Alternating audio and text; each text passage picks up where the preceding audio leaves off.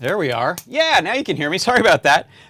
First I got distracted by the chat because someone said their mic was on, but they were joking about doing karaoke to the intro music. So I suddenly was like, wait, is my mic on? And in fact, it was quite the opposite of on.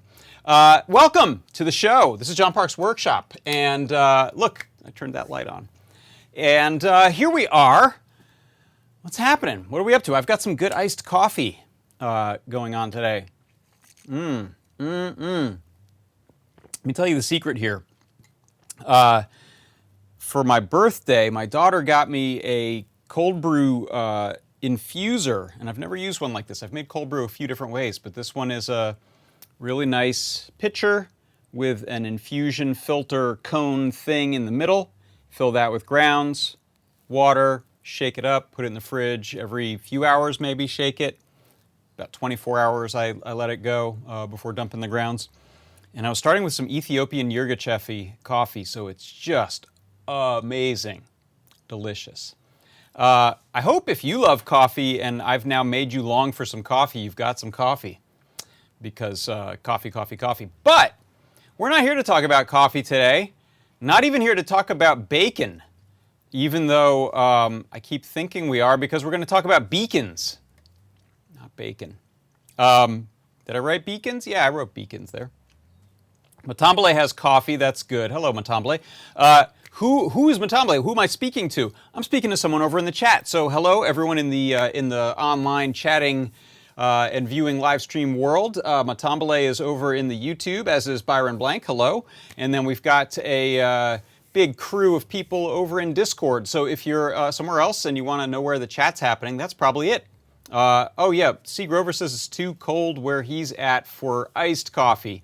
I think it's going to be in the 80s here today in Southern California. So yes, sorry to all of you living in very cold places. Suddenly it's getting hot here. All right, Andy Calloway says don't try the Luwak coffee. I would try that. That's the one that's the beans are eaten by some weird little weaselly animal, and then you know what happens, right?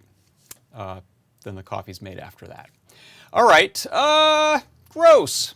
But enough of that. Let's get on to some business here, some things, some Adafruit live streaming, John Park workshop-y kinds of things. How about, for example, this right here, the jobs board.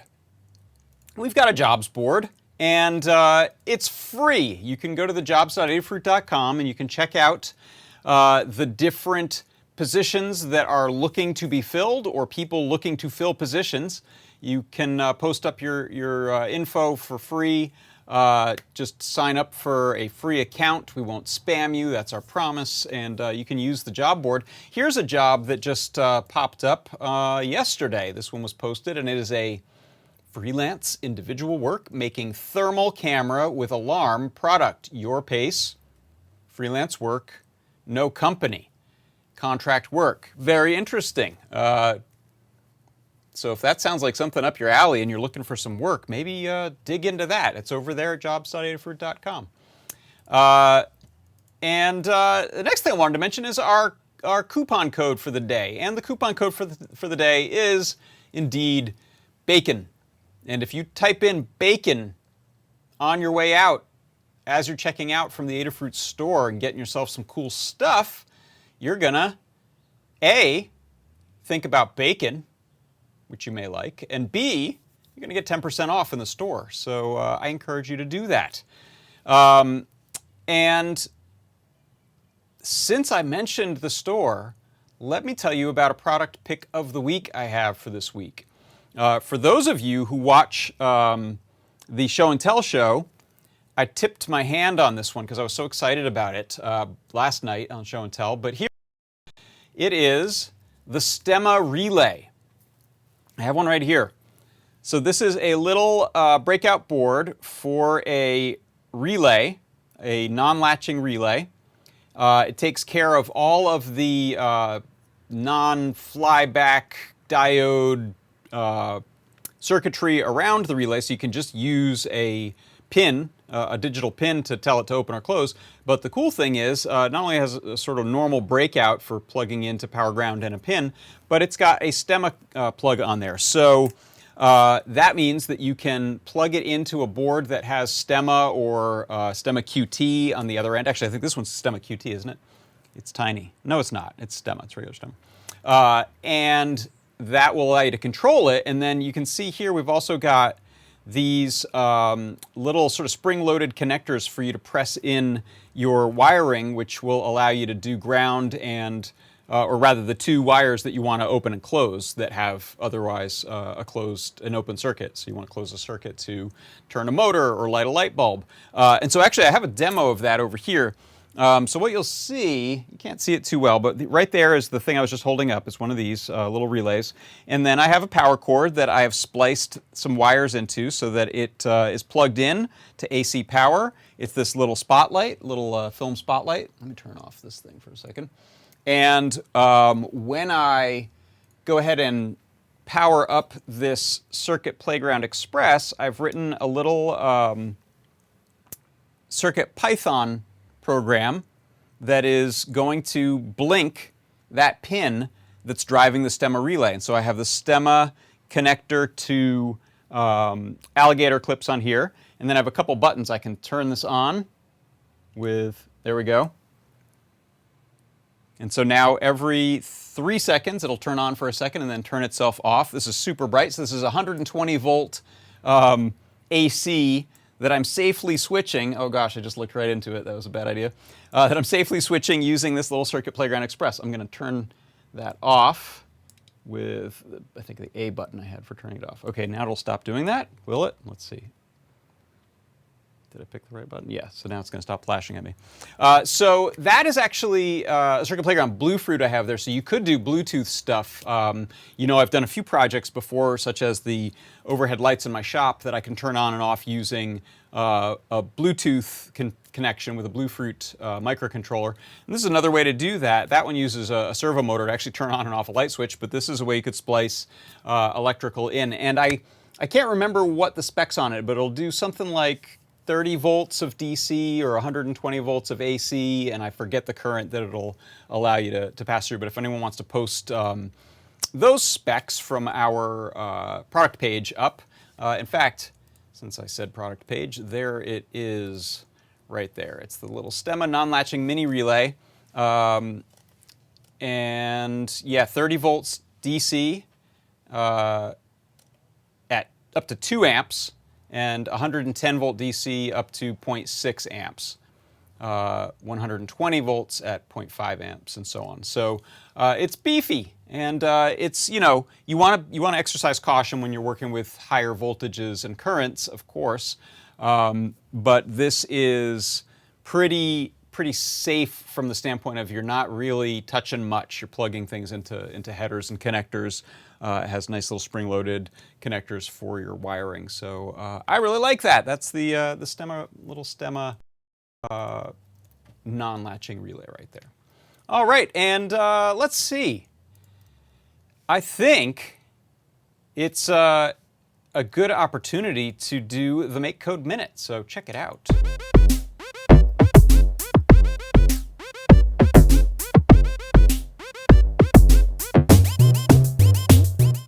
Okay, let me get a little bit of a setup going here.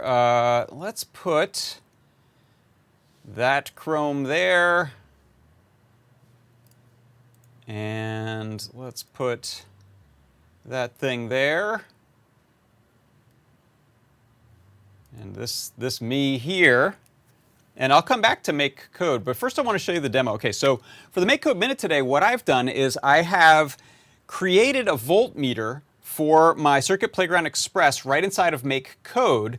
And what I'm using it for, you could use it to measure voltage and just tell you, let's say, the health of a battery.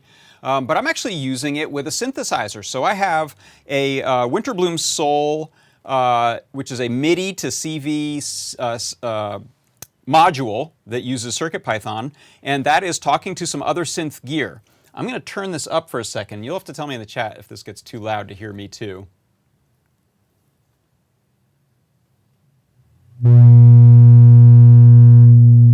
Whoops, sorry. There we go.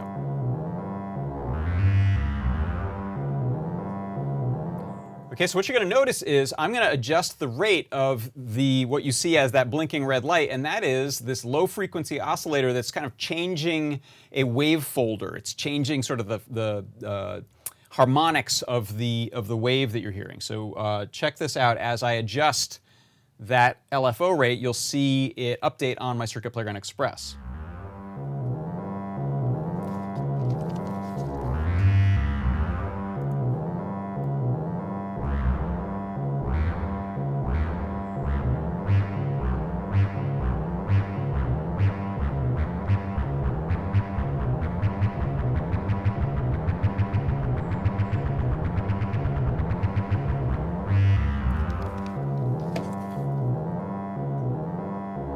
All right, so I can turn that back down, and let me show you how this is actually functioning inside of Make Code. So if I pop over here, and we can turn that one off there. Okay, so what you'll see here in Make Code is that I have a fairly simple setup, and it's actually more complex than it needs to be because I wanted to be able to change the colors. So I've got some setup blocks here with a variable for which color component I'm using.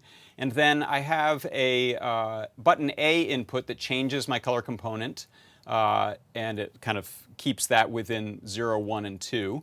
And then this is the sort of interesting bit. I'm setting a variable called voltage to be a map of the analog read of pin A2, which I'm mapping the values as an analog read, so it goes from 0 to 1023, and I'm mapping that from 0 to 255, which is the level of brightness on one of the color components for my RGB neopixels. And then lastly here, I'm just picking which of these am I using depending on which number of times I've pressed my button. I'm either changing the red, the green, or the blue to keep pace with my low frequency oscillator. So if we take a look at this again, you'll see I'm going to turn that rate back up so it's going pretty fast. And now I'll press the A button and it'll switch from red to green. Or let me do it again. Oh. Am I holding it too long? I am. And I press it again and I'll go to blue. So that's a way to use the Circuit Playground Express to measure voltage, which in this case is an intrinsic part of this kind of modular synthesizer setup that I have going on, all set up right inside of Make Code running on the Circuit Playground Express. And that is your Make Code Minute.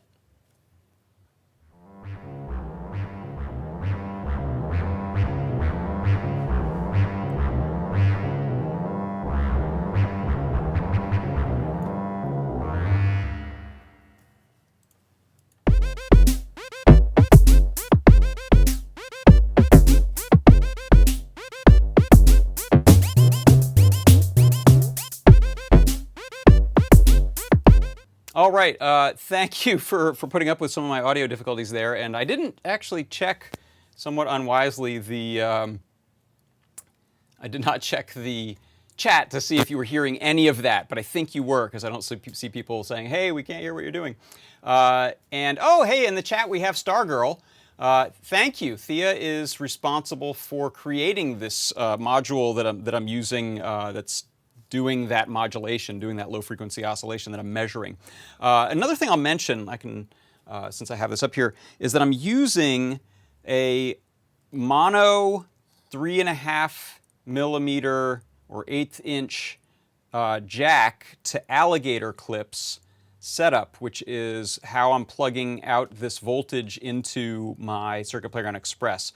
So these are great. You can see this is sort of a normal patch cable. You can also see the analog read now is wigging out because it has kind of a floating reference. But if I plug this back in, it's ground and voltage coming from that oscillator that's inside of the Stargirl's Winterbloom Soul.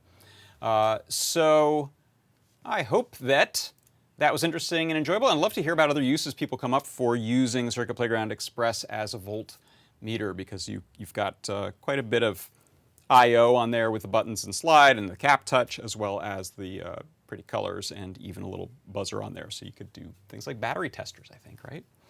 That's my one other example. My points of reference in life are battery testing and synthesizers. And I stand by that decision. All right, let's see. What else have we got? Let's pop over to my Chrome again for this little guy here that I call the MakeCode Arcade Game of the Week. And my MakeCode Arcade Game of the Week this week is called Excel Racer, and it is by Minatsu T. Minatsu T, Excel Racer. I found this on the forums, on the forum.makecode.com. And let me show you what this looks like. This is a really cool little drift racing game. It says turn your car by the A button. So you can only turn left, and that's the only control you have. So it's a timing. Oh, I've crashed into the wall. So I've got to, yeah. And your goal is to get the fastest lap you can. So cut those corners, cut those corners the best you can. So really cool, really impressive. And so let's take a look at the game itself, or rather the code for the game. And what you'll see, this is a really nice one to take a look at. Almost all of it's done in blocks. There's actually a little bit of JavaScript, custom JavaScript block that has to do with the timer. That timer up at the top isn't something that you could make with the usual blocks. It's kind of customized. So other than that, though, it's all done inside of blocks. And it uses essentially the acceleration of sprite in X and Y, sort of horizontal and up and down, as the controls that you're adjusting as you turn, as you hit the A button to turn. You'll see here this is the set sprite direction function here that takes the car at the direction that it's facing at, and then adjusts its acceleration to on X and to Y to the new direction. So every time you change direction, you get one of these four values. So it's essentially north, south, east, and west on X and Y.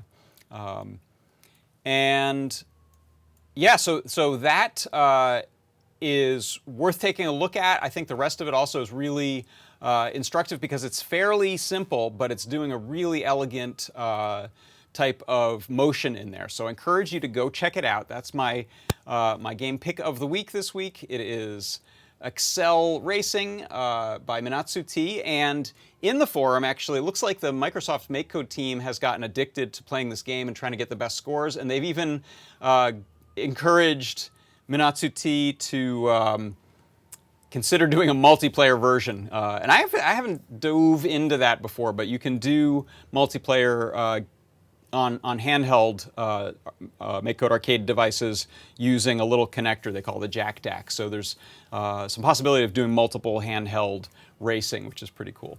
So that's my game pick of the week. All right, let's check back in with the good folks over in Discord and YouTube.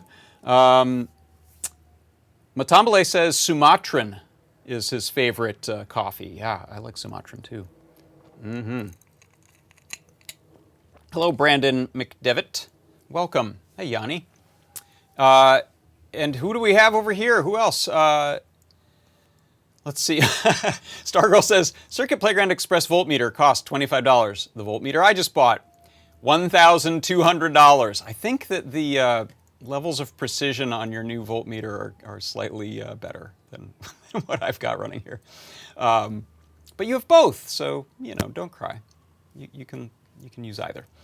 All right, let's see. Why don't we talk about some new project stuff? So this is pretty cool. We have gotten a number of these Bluetooth libraries for the different Bluetooth profiles or services that are out there.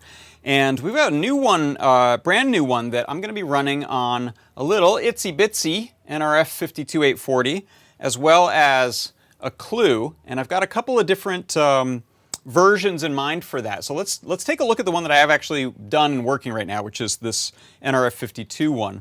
And I'm going to steal a USB cable in and plug that in a second. I actually have to add a camera view so you can see my phone, because what are we talking about? We're talking about beacons.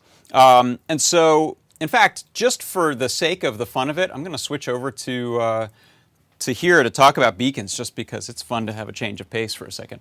So, the beacons in the Bluetooth world, there's a couple of types. There are iBeacon, which is a standard from Apple, and then there's a open standard that Google created called Eddystone. But the idea behind both of these, and there I think have been other attempts at standards, but it feels like those are the two that are left standing at the end of the day. But the idea behind them is that in Bluetooth Low Energy, you actually have sort of two major modes of operation between devices. One is in advertising, or GAP. And in the generic access profile, or GAP, Bluetooth LE devices can simply be set as a type of device that broadcasts information. It's not looking to connect to something else necessarily. It might just be happy spewing out information and never being acknowledged by another device. And so this is where beacons live. The other type is the stuff we've looked at where we have two-way communications and these client-server relationships where specific data can be asked for, sensors are being updated, pairing, bonding. But with a beacon, the beacon will sit there advertising whatever tiny little bit of information it might have to advertise, do so with very low power, so these are meant to run for a year on a little battery, typically, on a custom-made, custom-engineered device. And in the case of beacons, the main thing that they deliver is a unique address, or UID, so a unique identifier for the beacon, as well as a URL. So the idea behind these is things like you're walking around in an art gallery with an app on your phone, and as you get near a particular piece of art, you can look at information about that piece of art, and the app knows that you're standing right in front of it, because the proximity of this will give the strongest signal compared to other ones that are nearby, and the signal strength of Bluetooth is limited anyway. So it's a way to do sort of these micro-localized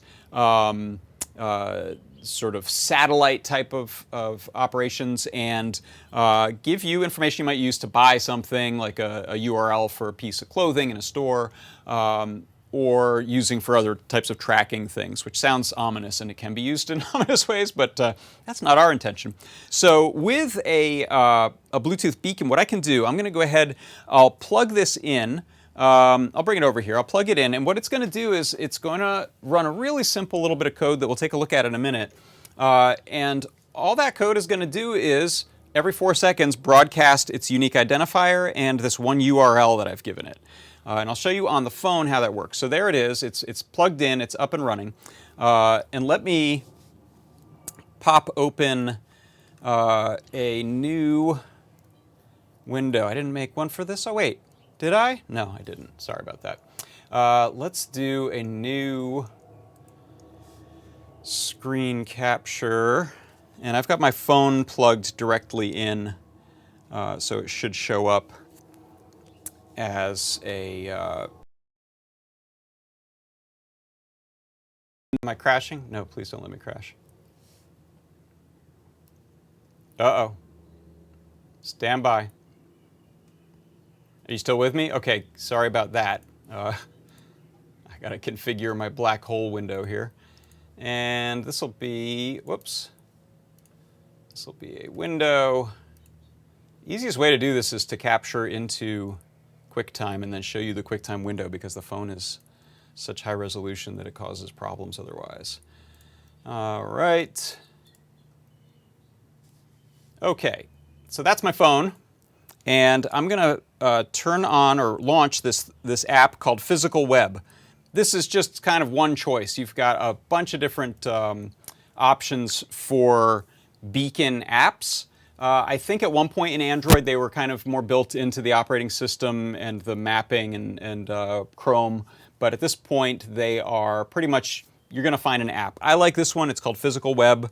And you can see here I've got info showing up based on this beacon right here. In fact, let me unplug this beacon, and I'm gonna, oops, come back. I'm gonna clear the cache just to get us flushed quicker. I don't know what the timeout is. So I've cleared the beacon cache. So this is now what my phone looks like if I walk in to a museum, let's say, and I'm not near any beacon yet, but as I get closer to a beacon that's advertising its UID and its URL, you'll see my app just updated. And so now it says, oh, that's me. I've got my website up there. I thought I had an Adafruit one in there. But what it's telling me is the URL, it's grabbing some of most of this is not information I put into the itsy bitsy in the CircuitPython code. It's actually pulling some of that down. So the stuff that we're getting locally, though, is the distance to it, roughly. It's quite rough. Signal strength, which is how it's figuring the distance. And then there's the URL. That's actually the bit that's in the code there. And then if I click this, it'll pop open whatever web browser or website is on the other end of that thing. I don't think this has super great reception, so it'll take it a moment. So let's look at changing that. Let me show you the code so you can see what's running on this little itsy bitsy. And how you can customize these. So let's move that over there. Oh, look, Todd is pinging me. Hi. Oh, audio is out of sync. Uh-oh. Thanks for pinging me. You must be in my do not disturb list. Voice to lip lag is. All right. Let's see if I come back. And this was forbidden information. Hi, yeah, I'm back. That was several things. I don't know what was causing the lagging, but I actually just cycled my connection, and it looks like it worked. Oh, hey, and we're getting an audio alert too. Thank you. We're back and we're in sync. That's great. All right. We'll see. We'll see how that proceeds. So tell me, when did you stop being able to understand me? There's a question for you. I just showed a little demo of my beacon and the app on the phone. Have you seen that? Someone can tell me. What I'll do is I'll actually quickly take this thing, I'll unplug my itsy, and I will flush the cache on this app so that we can see that again. So clear the beacon cache. So you last saw me in about 1959. Are you reading that new Stephen King book? It involves 1950s time travel. I brought up the phone. Okay, so it looks like maybe we're back to where we were before things got weird, and hopefully I'm still in sync. So what you see here is I have on, this is an iPhone, and this app runs on iOS or Android, and there are many apps that'll do this. So I've picked this one here because it looked pretty good. That was my criterion. It had a few ratings and it looked pretty good, and it turned out to be quite good. So this is an app called Physical Web, and what happens is you need to run an app on your phone, mobile device that is looking for beacons and then doing something with them. And so what I'll do now is you can see this is where the screen is just searching for beacons, and I don't have mine plugged in right now. So what I'll do is plug in this itsy bitsy to USB for power. It's just for power, there's no data line over there. And now what happened is the phone saw the beacon, and it grabbed the beacon's address, the UID, so that it can sort out beacons, give them unique headings in here if I have multiples plugged in. And then it also pulled the URL that's being broadcast. So the itsy is broadcasting, oh, are you losing my audio when I go to that phone? I bet. Okay. Can you hear me now? I think you can. I think touching that window caused problems. Still good on Facebook. All right. We'll plow forward so you can still hear me. Thank you. So let's take a look now, actually, at what's happening in CircuitPython to make this work. So here, in fact, I'm going to go to a larger screen, and I'll just put me in the corner of over here. All right, that should work pretty well. Sorry, juggling too many things. All right, perfect, I think. So here in Moo, this is what, I'm going to zoom in a bunch here so you can see this pretty well. So this example broadcasts our MAC address as our Eddystone ID. So we just had to have a unique ID, and so our code just says when a Bluetooth radio is instantiated on the device in CircuitPython, we end up with a unique ID that we can use as the Eddystone ID. So I'm importing the Adafruit BLE library, I'm importing the BLE Eddystone library, and I'm getting both the UID and the URL sort of sub bits of code for that. And then here's where I'm saying whatever that radio address was, we'll use that as our Eddystone ID.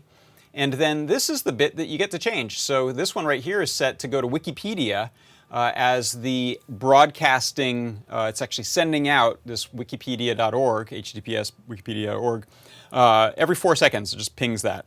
And here's where it's doing that. So the radio starts advertising the Eddystone UID. And then it stops, so it just sends that out for half a second, and then it sends out the URL for half a second, and then repeats. So if I save this, I just want to make sure I'm not overwriting something else. I've got a lot of things here connected that are potential CircuitPython drives, so I'm going to copy this, close this, load the code off of. Yeah, so that's the existing one. That's my itsy bitsy, and you can see here I had my website address there. So I'm just going to overwrite that. I'll hit save, and I'll actually hit save after I switch to this camera and get my audio working. So let's see. Let's go to that.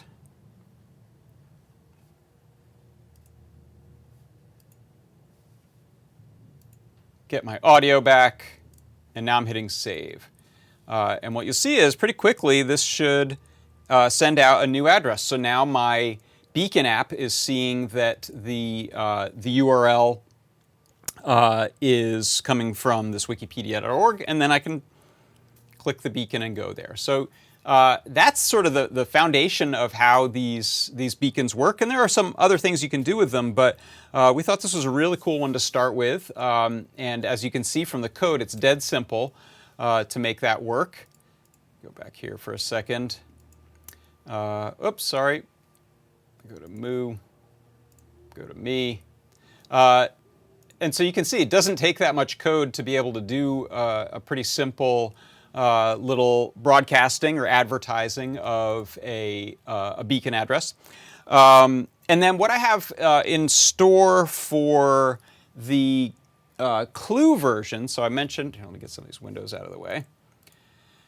I mentioned that we've got a version that we're working on for Clue, and so what we'll do with this one is take some of the features that we have on here, such as the ability to display QR codes and use the buttons to cycle things. And so we'll build up like a little list of maybe 4 or 5 possible beacon addresses that you could send out from this. And then you'll be able to switch what you're advertising. And we have a library that'll generate a QR code on the fly based on the URL. So it would make a unique one that would work for someone to walk up and see it and just point their camera at it. So it wouldn't necessarily need the BLE beacon, but someone else might be using that, using an app, and they can use the Bluetooth as the way to connect to the URL instead. So I hope that wasn't too maddening with some of our technical difficulties here today. I say my technical difficulties. Not quite sure exactly what happened, but we got back on track, I hope. ATMaker's Bill asks, is the distance accurate? I don't believe it's that accurate. I'm not sure what it pretends to be, but I imagine if you have a large space with them spaced, every 20 feet, you'd probably have a really good chance of it knowing which one it's closest to. But with a few in this area, I don't think it's going to be that accurate. It could even be that one has something behind it, or the angle that you're at, it could be closer, but the antenna's pointing the other way. So I don't know how accurate they claim to be with these, but I do know that beacons are used in theme parks, for example. Disney uses them for a number of things, including mapping. And they probably use a number of things to try to sort of synthesize your location so that it can pop up and tell you there's a short line at a certain ride, or hey, you can go in here and buy a certain thing right now that you might like. So they use it for location tracking stuff in the parks, and that I believe works pretty well. People are happy with the way that works. It's a custom mapping app, I think. Let's see, other questions, actually. Let's pop up that was an excellent question, Bill. Thank you. Let's pop up my Discord here. Wondering if 3+ clues might work for trilateration. Yeah, that's a good question. If you had the same board, so you feel like you're trusting the signal strength from them, so you might be able to triangulate, I think. I don't know the word trilateration, but it sounds like triangulate to me. So I'm going to say probably. And then you'd be thinking about what app you're writing on the other end. You could, I believe in theory... Oh, did we lose me again? Hello? No? Can you hear me? I wonder if I'm dropping out on some services, but not all of them. That's weird. Bill says it's like triangulation. It's what people really mean when they say triangulate. Ah, yeah, cool.